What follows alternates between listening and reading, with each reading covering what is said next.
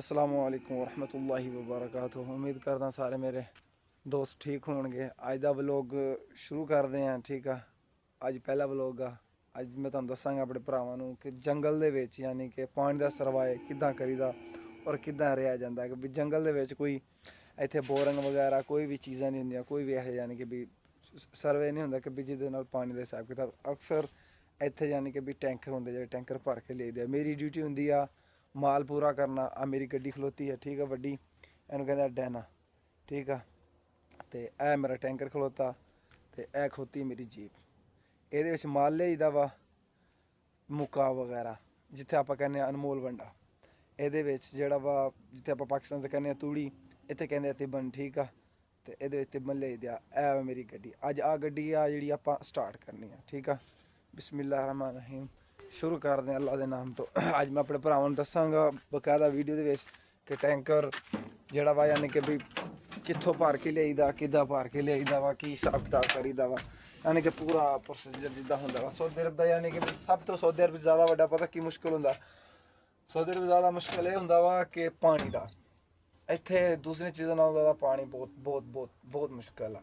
Saudi अरब दे सब तो वड्डी जिहड़ी मुश्किलात ओह पानी दी हुंदी है। चलो अज स्टार्ट करते हैं। बिस्मिल्लाह करते हैं। बिस्मिल्लाह रहमान रहीम। टैंकर होना बहुत पुराना वा, यानी कि जब असीं पैदा भी नहीं ना होए थे उदों दा टैंकर। ये हुण यानी कि भी की कहते हवा जी होंगी ना टैंकी की पूरी हो जाए। तुम देखो ये लिखा कि ना 1924 का वा। साड़ी जी पैदाइश 1998 की, यानी कि साढ़े तो भी पुराना वा, ठीक है।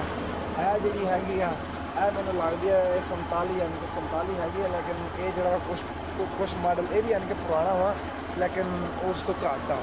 तो करके अज दी यानी कि जो हिसाब किताब अज दी यानी कि जो सऊदी अरब की हिसाब की किताब जो भी चीज़ां चलदियां ना कि सर्वाइव करना आसान है इत्थे। यानी कि भी अपने नबी करीम सल्लल्लाहु अलैहि वसल्लम ने फरमाया सी कि इत्थे की है तिजारत, सब तो वड्डी की चीज़ होंदी तिजारत। इत्थे ज़्यादातर तिजारत करते हैं। सऊदी एवं थोड़ी चलदा इत्थे सर्दी तुहानू पता पूरा सऊदी तिजारत के हिसाब नाल ही चलदा वा। मैं आया सीगा तकरीबन सन 2019 दे विच तकरीबन मैं इत्थे आया सीगा।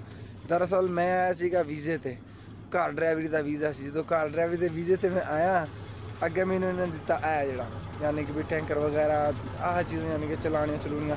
मैं जोड़ा ना इत्थे ऊठां दा यानी कि भी माल वगैरह लैके आना नवा सारे कि उठ ने तकरीबन मेरे ख्याल होने 70-80 उठ होने।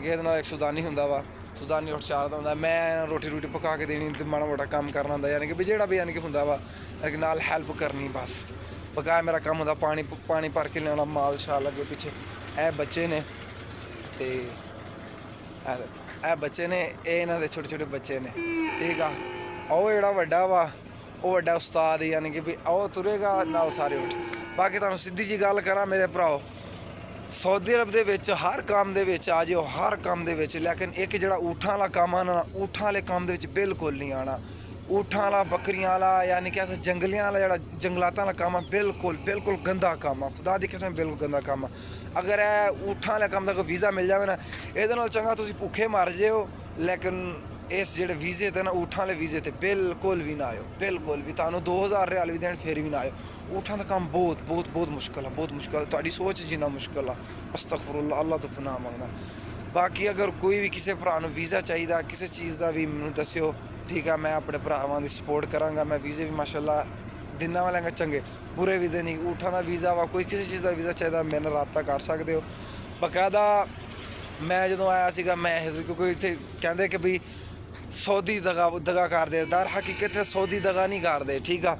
इत्थे सऊदी बिल्कुल दगा नहीं करदे, दगा करदे ने अपने पाकिस्तानी जेह्ड़े उत्थे दे एजेंट हुंदे ने।